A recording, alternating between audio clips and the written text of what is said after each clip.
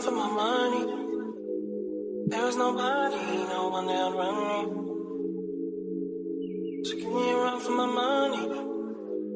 Sipping bubbly, feeling lovely. Living lovely.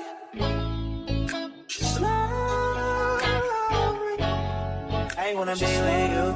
Ay, I wanna be with. I wanna be with you. Ay, I wanna be with. I wanna be with you. Me just love you. If I didn't ride blade on curve, would you still? If I'm in my mind at work, would you still?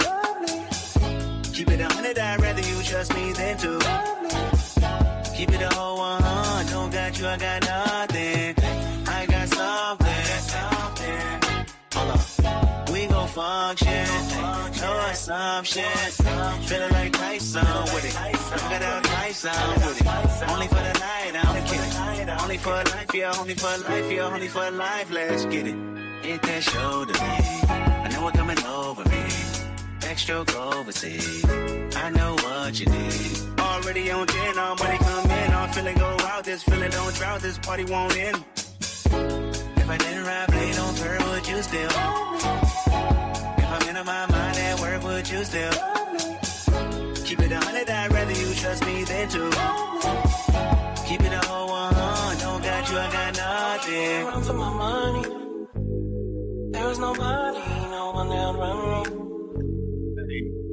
So give me a run for my money. Sipping bubbly, feeling lovely. Living lovely.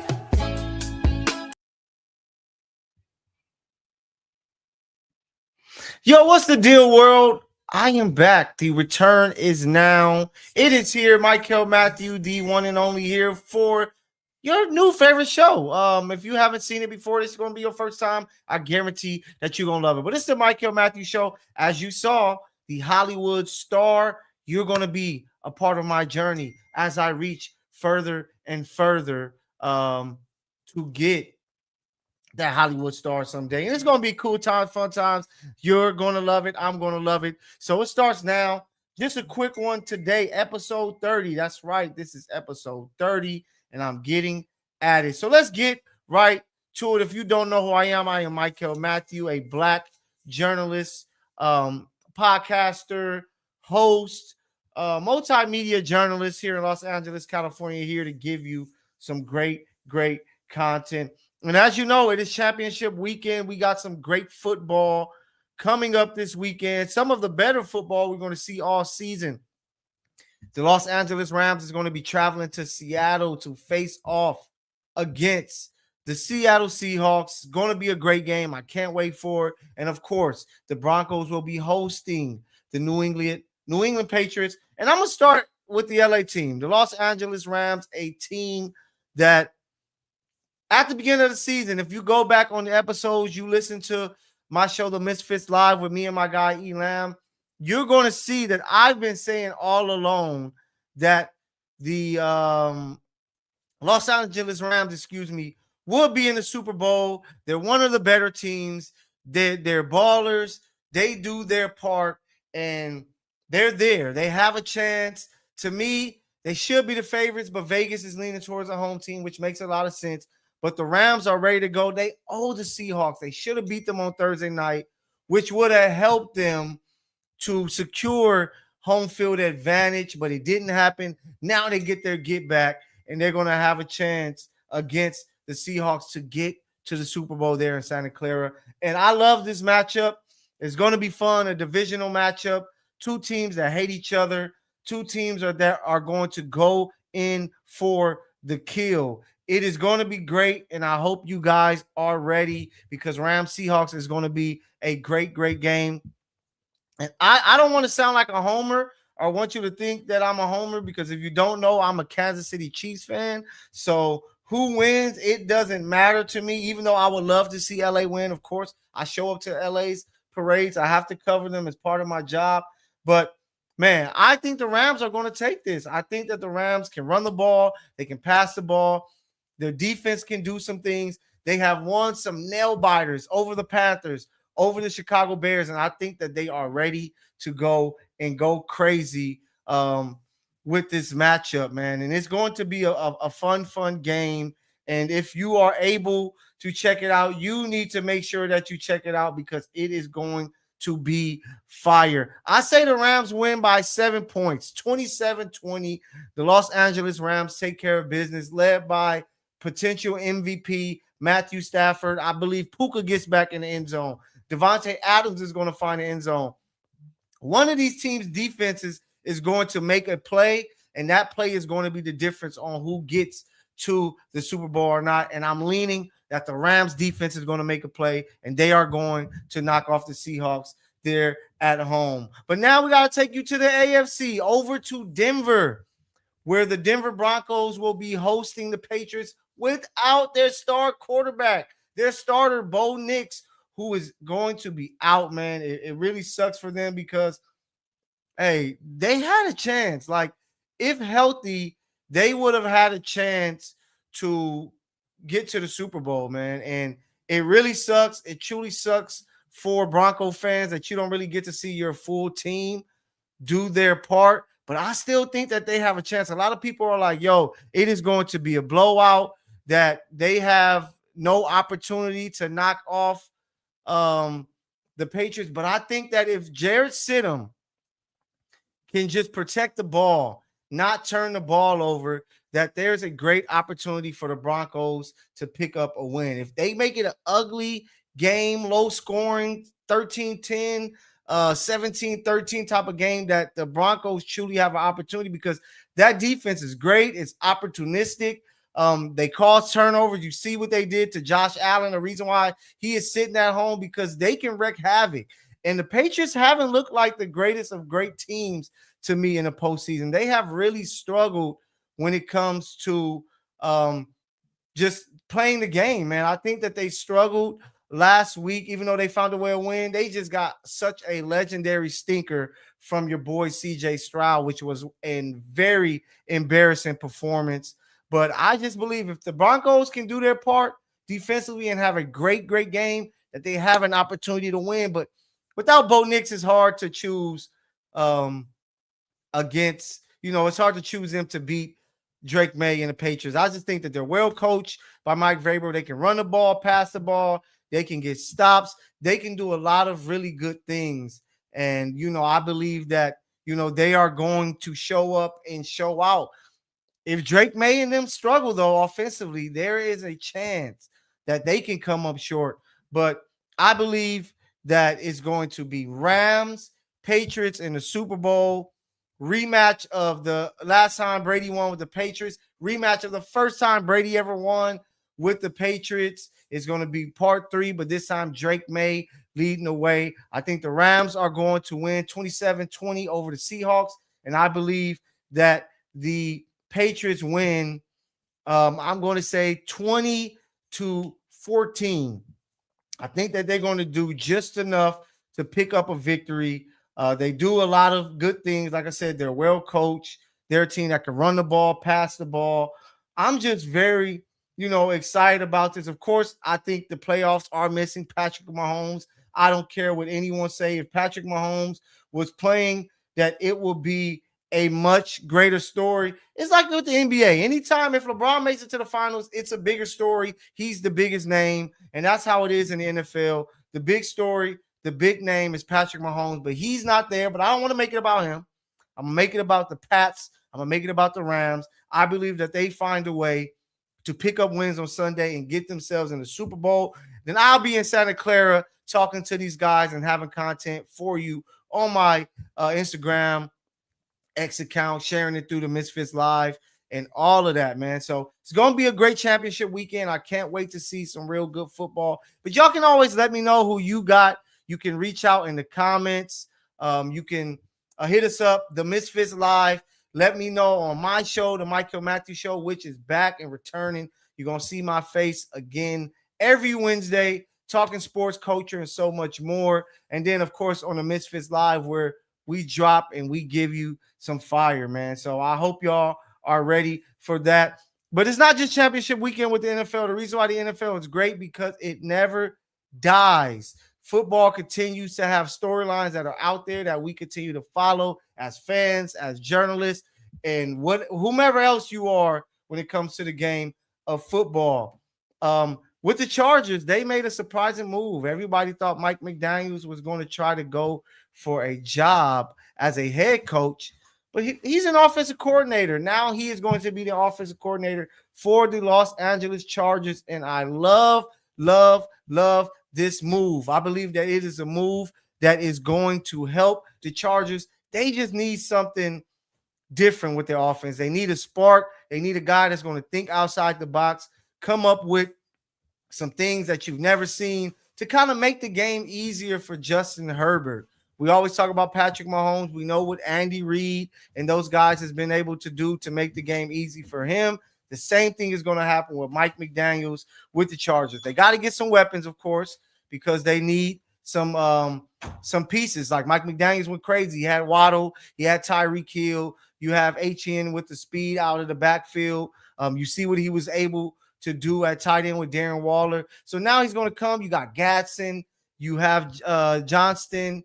You have McConkey, Hampton out of the backfield. Like the Chargers have some pieces. So if you're a Charger fan, you should be excited because you figure with Coach Jim Harbaugh, the defense is going to be solid. The trenches are going to be good. But can you get the other pieces on offense to work? And I think that Mike McDaniels is a great pickup for them, and he is going to help take that offense to the next level.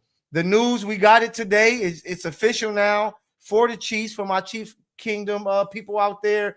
Eric Bieniemy has returned to Kansas City to be the offensive coordinator. He was with the team 2018, 2022. He won 2 Super Bowls. And I love this pickup. For a lot of people out there are hating on it and aren't fans of the move, I believe that it is great. Eric Bieniemy is a guy that holds people accountable. The Chief offense need that. People need to be told that they stink, that they suck at that moment so that they can get themselves together. Then you have also a guy who knows how important the running game is. He was once the running backs coach for the Chiefs when they found some success. So I know that he is going to try to get that running game going because he understands how can I help my quarterback best?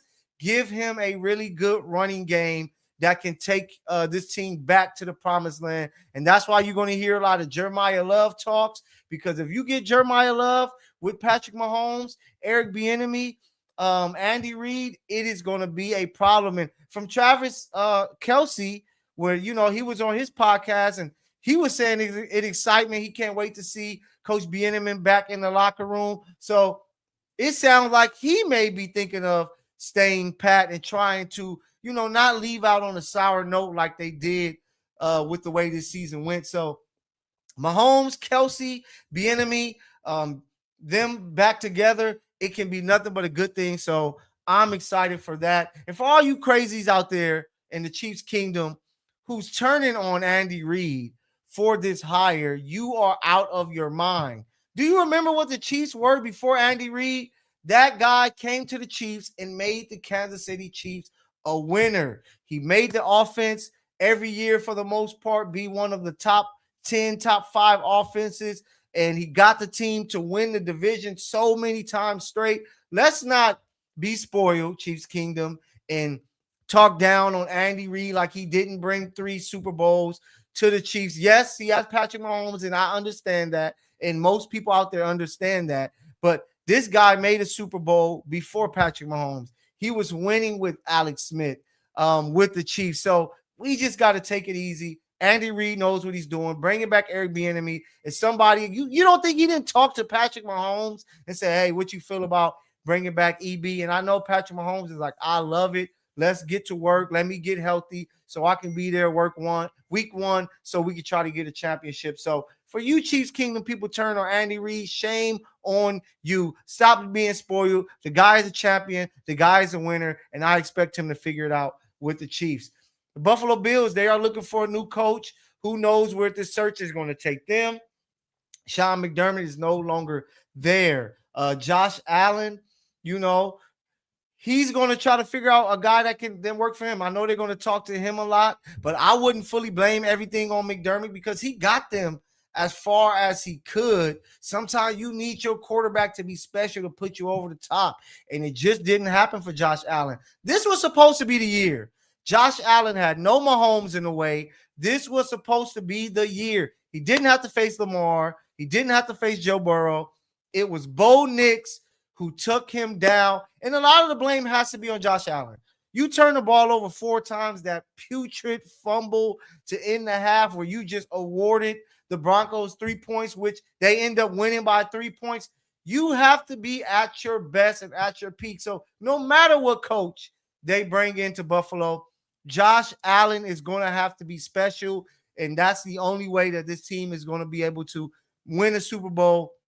Hell, that's the only way this team is going to be able to make a Super Bowl. So let's see if Josh can figure it out, and let's see if Buffalo can figure it out, because they got some pieces there. They can run the ball, they can stop the pass, and then you have Josh Allen. It's on him. I'm telling you, it's on Josh Allen to put them over the top. A coach can help, but you have to ball out as the QB to get your team where you need to be. So that's it for the NFL Talk. Championship weekend is going to go up. It's going to be fun. Once again, if you're just tapping in, I got the Rams 27-20, and I have the Patriots 20-14 on the road. But I'm telling you, be on the lookout. Don't be surprised if there is an upset with the Broncos, even without Bo Nix, because that defense is scary. But let's talk hoops, man. We got to talk some hoops. As we know, the Warriors, that run may be coming to an end. Jimmy Butler out for the season, torn ACL. And a lot of people are coming up with ideas. Maybe you can put him in a package to trade Kuminga and things like that. The Warriors has come out and said that's not, they're not going to do that. So they're just going to figure it out with what they have. But the Warriors are done. Steph Curry, I said it years ago, they were able to squeak that finals out when they beat Boston to give him his 4th ring. I felt that was it then, and it looks like that's exactly what it is. But it's a hell of a run. When you can stay with one team and elevate them to win 4 championships, take them into another level, you are a peak player. You are a true Hall of Fame player. You are a true superstar. And that's what Steph was able to do with the Warriors. And this Warriors run has been epic. Can they make a surprising move? Of course, but I just don't see it happening. I think that Steph is going to play this thing out. Will he leave? I don't believe he'll leave, because there's no point of leaving. Finish your career with one team unless he truly wants to play in Charlotte. But just finish your career with one team. Do your thing. But the Warriors are done. No Jimmy Butler. That means any hopes, and they weren't looking like a championship team anyway, but any hopes of winning a championship is not going to happen, baby. Let's take it to Jeannie Buss in the Los Angeles Lakers. Me here being in LA, being a Laker fan, I feel since birth, covering the team and the Clippers as well. But to see this come out was like, wow. And I know Rich Paul came out on his pod with Max Kellerman and said, don't worry about it. It's nothing too crazy. Things are always said and done. But just for it to be written like this, and I feel that you can sense a lot of it being around the situation. But to go dive deeper into it and to know that, Jeannie Buss was like, man, thinking of maybe a way to trade LeBron, saying stuff as an outside ego, talking about Clutch having too much control. People, you see it all the time on X. People are screaming on social media, period. Oh, LeBron James saved the Lakers. Where no, LeBron helped the Lakers, but he didn't save the Lakers. The Lakers already were putting together young pieces where they were going to try to make a run at some free agents or make some trades to get some pieces in to get back to their championship ways. LeBron just happened to come to speed things up, and they already had the assets. So they said, you know what? We can go get Anthony Davis and we can win a championship. But this savior thing, I totally understand. And something I've been saying all along, it was LeBron James and AD who said, we want to get Russ to come play with us, when from the rumor mill was that Pelinka had deals set up to possibly bring in DeMar and Miles Turner to the team. But it was like, no, we want Russ. We want him to be our point guard. We want Russ to be Russ. It didn't work out. And you would think that LeBron would come out and just say, hey, we tried it, just didn't work. But LeBron distanced himself from the situation, which kind of turned Russ against him even to this day, Russ don't really rock with LeBron to that level that they were prior to that situation. And Jeannie Buss is like, she felt that and was like, man, I wish you would have took more onus on that instead of just putting it on the team as them making a bad decision to where she thought about trading him, cutting him before his 2022 contract or 23 contract. But she's like, it's a PR move. It would have looked crazy. That hit wouldn't have been great for us. And I'm totally with her. So some of these stuff Jeannie Buss is talking about, I've seen it up close and personal. I've seen it from a distance. And as a Laker fan as well, we feel the same way. A lot of Laker fans aren't over with this love fest when it comes to LeBron. Just because, we felt like he was a mercenary.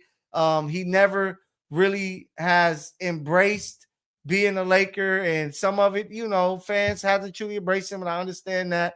But after winning that championship in 2020, we thought we at least get another one, but it hasn't been that. And, I hate to say, but some Laker fans hold that against him. But yeah, man, it's just a tough situation. What does it mean? Does this lead to a big trade of LeBron?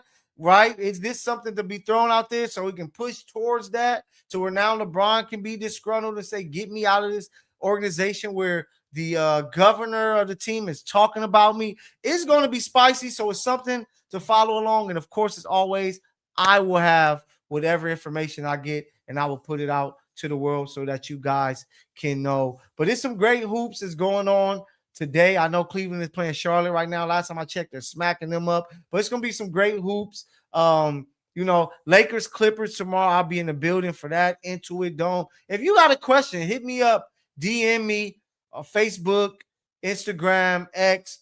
What question would you like me to ask JJ Redick, Coach Ty Lue before tomorrow's big game? And then even after the game, when I talk to the coaches and some players. But it's going to be a big one. LA versus LA, always a great battle. To keep it hoops, I just got to give a shout out to the freshmen out there balling in college basketball, man. Some great freshmen. And in 10 days, we got a matchup: Kansas versus BYU, AJ DeBantis versus Darren Peterson. Two guys that are going to go 1 and 2. It's going to be conversations back and forth. Who's number one? Who's number two? Who's number one?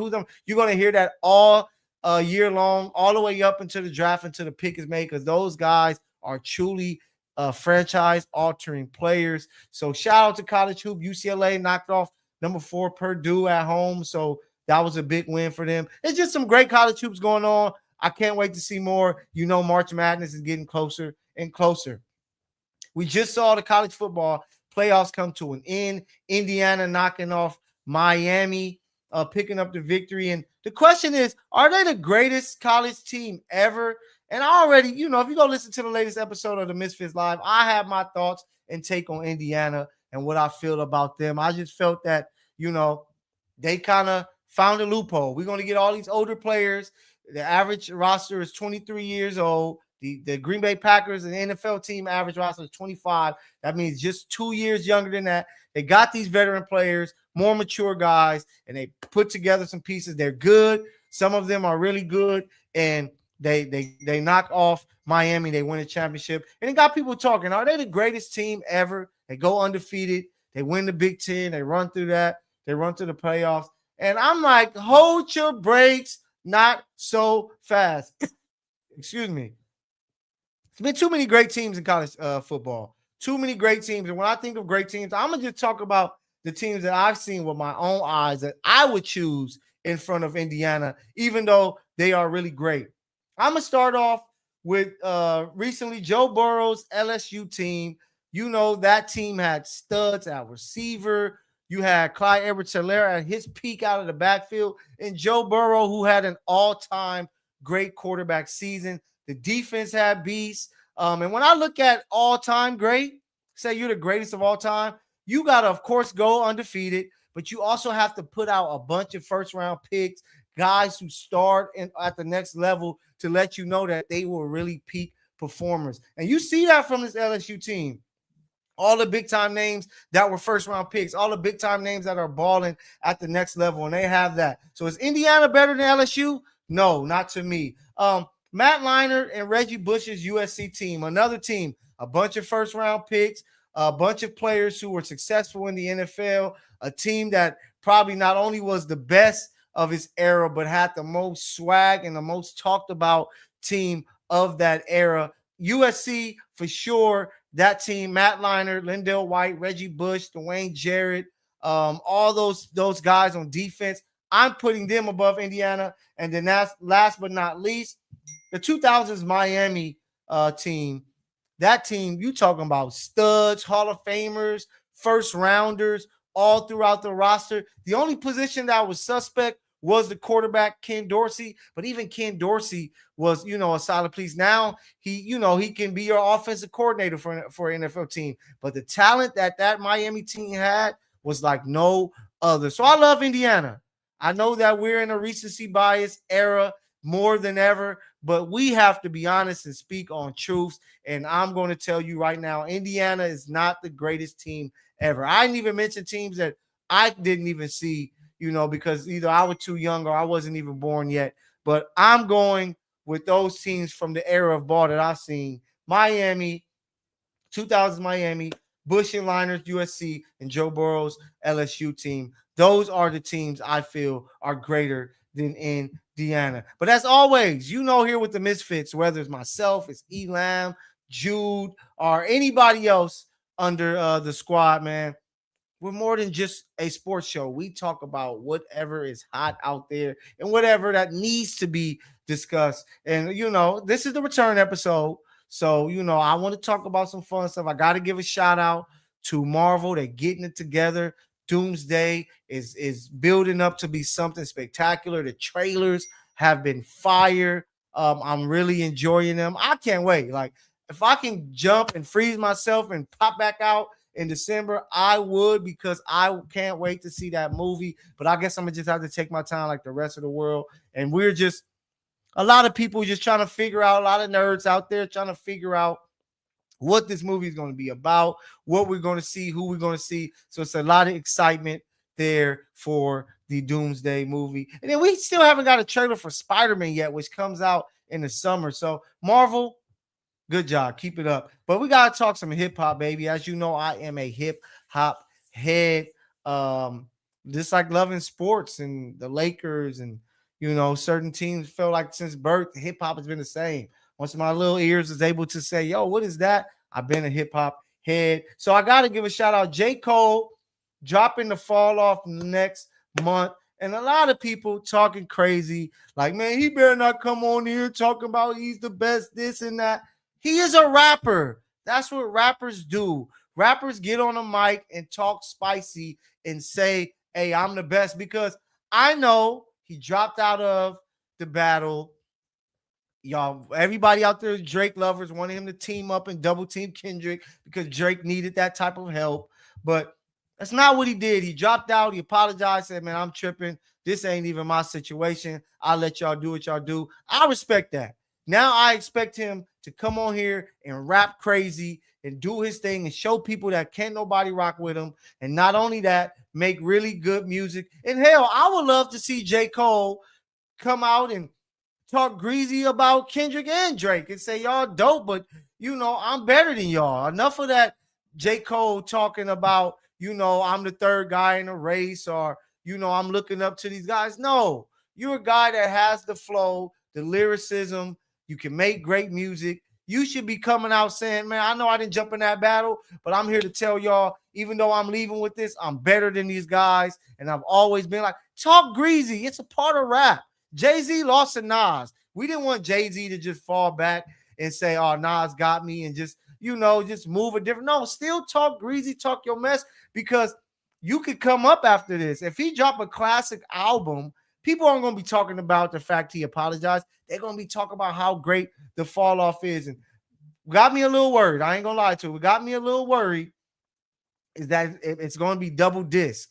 And, making double disc albums are tough. We look at Jay-Z with Blueprint 2. We look at Nas with Street Disciple. It was tough. Like, they had some nice music on there, but if you would have took some bits and pieces and made it one 14, 15 track album, you probably get a classic. But because it was so many, you had a lot of fillers. So I'm very interested why he went this way, J. Cole, but I trust in Cole that he can make things happy. And hell, maybe he can give us an All Eyes on Me, which is a classic record from Tupac that's double disc. Maybe he can give us a Life After Death, which is a classic record from the late great Notorious B.I.G. Kendrick gave us a really good album. I wouldn't say it was a classic. It's borderline great, but Mr. Morale and the Big Steppers, really, really good album. I just ran through it this morning. You can just let that thing play. That was a double disc. So I'm hoping Cole, he knows what he's doing, and he give us some, because if it's special, a great double disc, he sell good, he has hit singles, the raps are crazy. I'm telling you, people are going to be talking differently about J. Cole, and I think that's what we're going to happen. So let's see. I can't wait. Fall off for February 6th, 2626. So it should be fire. Before I get out of here, shout out ASAP Rocky. I checked out the new album. It has some vibes on it. I've never been the biggest ASAP Rocky fan. I really like rappers that can rap, or if you're gonna have something different, let it be some melodies and stuff like that, like what Drake can do. So, some of it isn't for me, but he got some vibes on there that I can really rock with. And ASAP, I like him returning to music, repping for Harlem, man, because we need more fire music. Last year was kind of a down year, other than, a few albums and Kendrick touring and things like that. But hopefully hip-hop can get back its swag and have a great, great year. I thank everybody for tapping in. Like I said, the Mykell Mathieu Show is back. This is the return. You got more to come every Wednesday. Tap in with me. Middle of the week, I'm going to be talking sports, hip-hop, fashion, if I see some fire out there, Marvel, DC, good shows, His and Hers on Netflix. If you haven't seen it, check it out. It looks like a really good show. I'm tapping in, but make sure you guys continue to rock with me. I ain't got much else for you. I'm about to go and celebrate. Shout out to my boy, D. Wright, DeLon Wright. I'm about to head to Lusinger High School. They're retiring my guy's jersey. I remember him as a freshman coming in. Bro's in the league. He's like a 5'10" freshman. And I'm like, yo, you're going to be the guy. You're going to find your way to the league. But I appreciate everybody for tapping in. Let me go and support the bro. I'll be back next week with another episode of the Mykell Mathieu Show. Tap in. The Misfits Live will be back maybe tomorrow. But we're going to have to talk a lot of stuff going together, me and my guy Elam. Follow me at Mykell the PG, MYKELLTHE PG.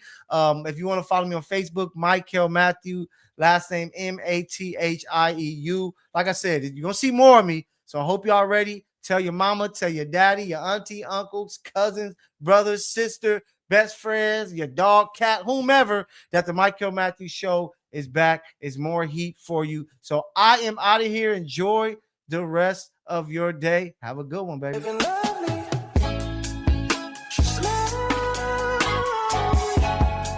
wanna be with you. I wanna be with you. I wanna be with you. I wanna be with you. I wanna be with you. I'm on the way.